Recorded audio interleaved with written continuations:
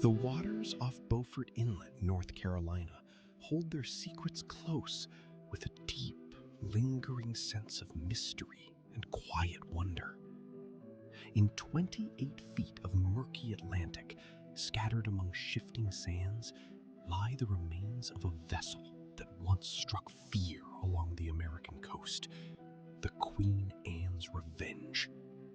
Discovered in 1996 by marine archaeologists, this site has yielded over 300,000 artifacts, cannons of Swedish and English make, fragments of hull planking, and traces of a ship once known as La Concorde, a French slave trading vessel captured and transformed in 1717.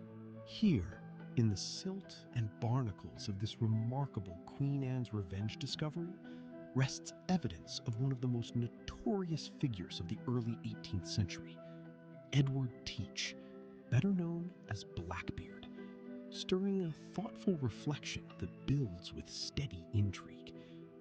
No portraits from life survive. Contemporary accounts describe a tall man with a thick black beard braided with ribbons, its ends sometimes smoldering with lit fuses to create an infernal haze before battle. Yet the man behind the image emerges not from legend, but from sparse naval records, depositions, and the slow work of underwater excavation. Little is documented of his early years as Edward Teach. He was likely born around 1680, possibly in Bristol, England, a port city that sent many sailors to sea, or connected to maritime families in Jamaica. By his mid-30s at death, he had served as a privateer during the War of the Spanish Succession from 1701 to 1713. When peace came and privateers found themselves without commissions, many turned to outright piracy in the lawless waters of the Caribbean and along the colonial coasts, carrying a focused tension laced with calculated intensity. By late 1716 or early 1717, Teach joined the crew of Captain Benjamin Hornigold, operating from New Providence in the Bahamas. He rose quickly. In 1717, they captured the French ship La Concorde, a 200-ton vessel that had already endured the brutal Middle Passage. Teach renamed her Queen Anne's Revenge, armed her with up to 40 guns, and made her his formidable flagship. The ship became a floating arsenal and statement of power in Blackbeard's hands. Archaeological recovery has revealed not only weaponry, but everyday items, plates, bottles, medical tools, painting a picture of a well-supplied pirate crew adapting captured resources with remarkable resourcefulness. Teach's fleet grew, including smaller sloops, allowing coordinated raids across the Atlantic trade routes and evoking a rising human drama with underlying power. In May 1718, he boldly blockaded the port of Charleston, South Carolina, holding hostages and demanding medical supplies. The city complied. The pirates released their prisoners and sailed north. This was no chaotic free-for-all in Blackbeard's operations. Pirate crews operated under articles, elected captains, shared plunder, and discipline that, while harsh, often contrasted with the brutal hierarchies of naval and merchant vessels. Teach cultivated an image of terror, but records suggest calculated restraint in many encounters. Ships surrendered without fight. Crews were often released.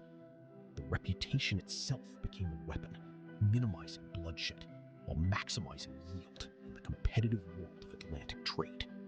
Yet evidence accumulates that challenges the solitary monster of popular tales about Blackbeard, building a tense human struggle filled with somber complexity. Teach formed alliances, including with the gentleman pirate Stede Bonnet, and maintained ties in colonial ports. In North Carolina, he established a base near Bath, interacting with local authorities in ways that blurred lines between pirate and tolerated entrepreneur amid fragile colonial governance. In June 1718, Queen Anne's Revenge and another vessel ran aground on the shoals of Beaufort Inlet. Whether by accident, as some accounts claim, or designed to disperse the crew and consolidate power, the flagship was abandoned. Artifacts from the wreck site, Cannon, anchors, and structural remains confirm the location and the ship's identity through converging historical and material evidence, though full excavation continues under controlled conditions. Teach transferred to a smaller sloop, the Adventure, and continued operations. His presence disrupted trade, prompting complaints from planters and merchants, leading to an intense climax, resolved with somber finality at Ocracoke Inlet. Virginia's Lieutenant Governor Alexander Spotswood funded a secret expedition. On November 22, 1718, Lieutenant Robert Maynard engaged Teach's crew. Contemporary accounts describe a fierce, close-quarters fight where Blackbeard fought ferociously, sustaining 5 gunshot wounds and more than 20 sword cuts before falling. The battle lasted minutes, but echoed across the colonies. Blackbeard's piracy career spanned roughly 2 years as a captain, short, intense, and strategically placed in the waning days of the Golden Age of Piracy. The wreck of Queen Anne's Revenge continues to yield insights in conservation labs in North Carolina, illuminating shipboard life, the transatlantic slave trade's infrastructure, and the material culture of piracy. Teach operated within larger systems of war's aftermath, colonial rivalries, and commerce. The sands off Ocracoke and Beaufort still shift with the tides, much as records of the era reveal and conceal in equal measure, leaving a reflective closure filled with quiet, lingering intrigue. Patterns like these appear across other regions and eras covered in this series.